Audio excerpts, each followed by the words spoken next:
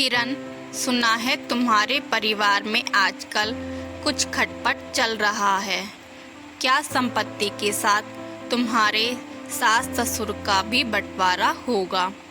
क्या तुम्हारे सास ससुर की जिम्मेदारी तुम लोगी? बहुत मुश्किल है यार, अपने बच्चे परिवार तो संभालने ही रहे हैं, अब लगता है सास ससुर को भी तुम्हें संभालना पड़ेगा। किरण की सहेली कुमुद बोल रही थी। किरण बोली, मैं क्यों लूँगी उनकी पूरी जिम्मेदारी? जब हर चीज़ का आधा आधा बंटवारा होगा तो इनके माता पिता का भी बंटवारा होगा। घर में पैसे ज़्यादा खर्च मेरे पति करते हैं और गुणगान वो दोनों बड़े बेटे का सुनाते हैं। अब देखो क्या होता है। किरण की दूसरी सहेली बोली, तुमने क्या सोचा है? कुछ तो तुम्हारे दिमाग में चल रहा होगा। किरण बोली, मैं सोचती हूँ अपनी सास को मैं अपनी तरफ ले लूँगी, कम से कम मेरी थोड़ी मदद ही हो जाए, क्योंकि ससुर जी तो बस बैठकर खाएंगे, ये कम से कम घर के कुछ काम तो कर देंगी।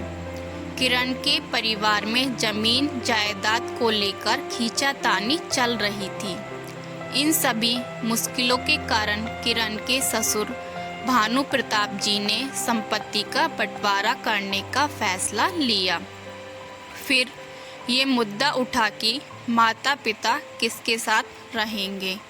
किरण की सास कमला जी बोली, ए जी, कैसे दिन आ गए जो माँ एक कोख से सभी बच्चों को जन्म देती है, आज वही बच्चे अपने माँ बाप का बंटवारा करने चले हैं।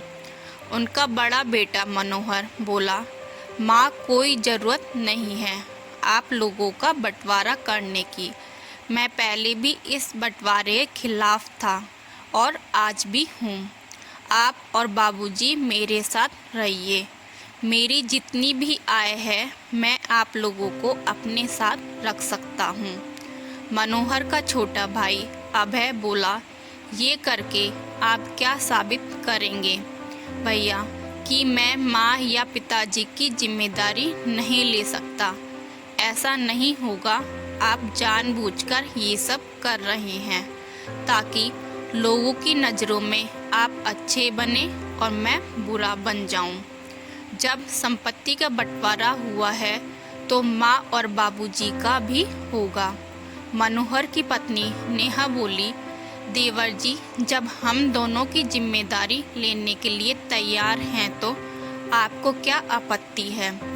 क्या इस उम्र में आप इन दोनों को अलग कर देंगे? ये तो कोई अच्छी बात नहीं। सोचिए, कल को हमारे बच्चे हमारे साथ अगर ऐसा करेंगे तो कैसा महसूस होगा? किरण बोली, हम अपने बच्चों के साथ भेदभाव नहीं करते हैं जैसा कि इन लोगों ने किया है। हर जगह आपका गुणगान गाते हैं, क्या हम इन लोगों के लिए कुछ नहीं करते? नेहा बोली, तुम्हें ऐसा क्यों लगता है कि मम्मी जी या पापा जी तुम्हें स्नेह नहीं करते हैं? वो हम दोनों को बराबर ही मान देते हैं, पर तुम्हारी नज़रें वो देख ही नहीं पाती हैं। बहस चलती रही। किरण बोली, मम्मी जी हमारे तरफ रहेंगी, अगर इच्छा होगी तो 6 महीने बाद भाभी के पास जा सकती हैं, मुझे कोई आपत्ति नहीं है। किरण के मन की बात उसके मुंह से निकल ही गई। किरण की सास अपने पति से बोली, जीवन के आखिरी पड़ाव में क्या मैं आपसे इस तरह अलग हो जाऊंगी? वो बोले, कमला, मनोहर की स्थिति इतनी भी मजबूत नहीं करती कि हम सबका भार उठा सके। तुम चिंता क्यों करती हो? मैंने घर का बंटवारा अभी नहीं किया, हम दोनों एक ही घर में हैं। हाँ, वो बात अलग है कि हमारे कमरे बंट जाएंगे। देखते हैं और हमारे भाग्य में क्या क्या लिखा है। शायद हमारे पिछले जन्म के बुरे कर्म का ये फल है जो हमें आज भोगना पड़ रहा है। जब बच्चों की मन में घृणा और लोभ आता है तभी ऐसी परिस्थिति आती है कि वो संपत्ति के साथ साथ अपने माता पिता का भी बंटवारा कर देते हैं, मानो वे माँ बाप नहीं कोई सामान हो जिसे आधा आधा उन्होंने अपनी मर्जी से बांट लिया। समय धीरे धीरे व्यतीत होने लगा। किरण अपने स्वभाव के अनुसार पहले धीरे धीरे छोटे मोटे कामों को अपनी सास को करने को कहती थी। किरण ना तो अच्छा खाना बनाती थी और ना अपनी सास से अच्छे से बात करती थी।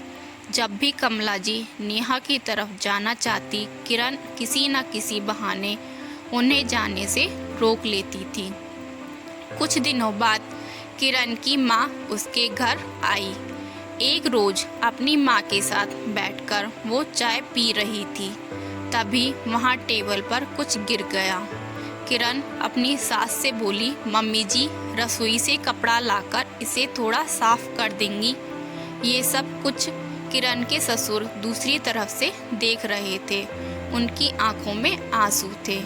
तभी नेहा जाकर अपने साड़ी के पल्लू से उस गंदगी को साफ की और बोली, बस अब और नहीं। एक माँ के सामने तुम दूसरी माँ का अपमान कर रही हो। क्या तुम्हें ये शोभा देता है? तुम ये समझ रही हो कि तुम्हारे बच्चे भी ये सब देख रहे हैं, कल को वो भी तुम्हारे साथ ऐसा ही व्यवहार करेंगे। किरण की माँ बोली, नेहा जब संपत्ति और घर का बंटवारा हो गया है तो तुम इसके घर के मामलों में क्यों दखल देती हो? नेहा बोली, आंटी जी आप किरण की माँ हो तो मेरी माँ जैसी हुई। आपसे ऐसी बातें सुनने को मिलेंगी ये उम्मीद नहीं थी। जब बच्चे गलत काम करते हैं तो हर उम्र में माँ उन्हें कान पकड़कर याद दिलाती है कि तुम गलत कर रहे हो। किरण की माँ बोली, मैं क्या बोल सकती हूँ? नेहा बोली, आप ना बोलकर इसकी गलतियों में भी इसका साथ दे रही हैं। जैसे आपने अपनी बेटी को पाल पोस कर बड़ा किया, मम्मी जी ने भी अपने दोनों बेटों को पाल पोस कर बड़ा किया है। हाँ, वो अलग बात है कि बेटा अपना फर्ज भूल गया और पत्नी के सामने माँ की इज्जत नहीं कर पाता है। किरण बोली, भाभी मुझे मजबूर मत कीजिए कि मैं आपका अपमान करूं। आप अपने घर चले जाइए। जब हर चीज़ का बंटवारा हो चुका है तो आप मेरे घर के मामलों में दखल नहीं दे सकती हैं। नेहा अपने ससुर जी के पास जाकर बोली, बाबूजी क्या आप ये सब देखकर चुप रहेंगे? वो आपकी पत्नी हैं। आपने अपनी संपत्ति का बंटवारा किया है, अपने आत्मसम्मान का नहीं। माँ जी की जिम्मेदारी आज भी आप पर है। अब आपको कुछ तो कहना ही होगा। नेहा के ससुर जी खड़े हुए और जाकर अपनी पत्नी का हाथ पकड़कर बोले, आज भी मैं इतना समर्थ हूँ कि तुम्हारे सम्मान की रक्षा कर सकता हूँ। वो अपनी पत्नी का हाथ पकड़कर अपने साथ ले गए। अगले दिन भी दोनों घरों में बहस चलती रही। उस दिन नेहा के ससुर जी ने कहा, मैंने संपत्ति का बंटवारा कर दिया, परंतु ये घर आज भी मेरा है। अभय बोला, बाबूजी बेहतर होगा इस घर का भी बंटवारा आप कर ही दीजिए या फिर मेरा हिस्सा दे दीजिए ताकि मैं कहीं और घर ले लूँगा। पिता बोले, जितना देना था मैंने तुमको सब दे दिया, अब आगे की जिम्मेदारी खुद संभालो। अबे बेहतर होगा तुम अपने परिवार को लेकर अब किसी और घर में चले जाओ, क्योंकि ये घर मैं अपनी पत्नी के लिए रखा हूँ। तुम जैसे औलाद से बेहतर होता मेरा एक ही बेटा होता। तुम अपनी पत्नी और सास का सम्मान कर सकते हो, पर अपनी माँ का सम्मान संभाल नहीं सके तो तुम्हें इस घर में रहने का अब कोई अधिकार नहीं है। आखिरकार अभय को वो घर छोड़कर जाना ही पड़ा। पिता ने उस घर को अपने आने वाली पीढ़ियों के नाम कर दिया। अभय जिस हिस्से में रहता था उसको किराए पर लगा दिया। अब किराया और उनके पेंशन से उन दोनों की दवाइयों और खर्चों का इंतजाम हो जाता था। अगर किरण की माँ ने उसकी गलती पर उसे समझाया होता या उसकी सहेलियों ने उसे सही सुझाव दिया होता तो आज उसके परिवार का इस तरह से बंटवारा नहीं होता। कमाई कम हो या ज़्यादा हो, जब परिस्थिति खराब होती है तो परिवार एकजुट मिलकर थोड़े में ही अपना गुजारा कर लेते हैं, परंतु इस तरह माता पिता का बंटवारा नहीं करते।